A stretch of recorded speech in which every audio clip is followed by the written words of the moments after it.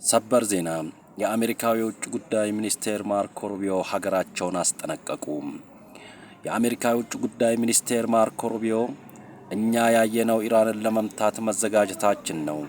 ነገር ግን በመካከለኛው ምስራቅ የሚገኝ የአሜሪካን ንብረት 40,000 የአሜሪካን ሰራዊት ሁሉም በመካከለኛው ምስራቅ የሚገኝ የጦር ሰፈር በኢራን የኢላማ ቀለበት ውስጥ ነው ብለዋል።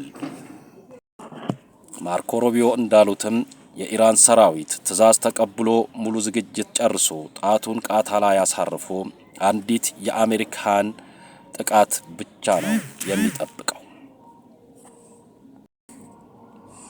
የአሜሪካ የእስራኤልና የሳዑዲ አረቢያ ደህንነቶች በአሜሪካን እየተመካከሩ ነው።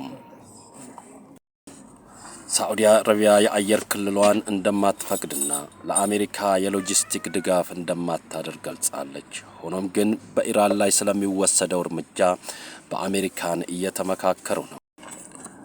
አሜሪካ በድብደባዋ የኢራንን አስተዳደር የኒውክሌር ስፍራዎች፣ የሚሳኤል ማምረቻዎችና የመሳሪያ መጋዘኖች፣ ወታደራዊ ካምፖች ኢላማ እንደምታደርግ ተገልጿል።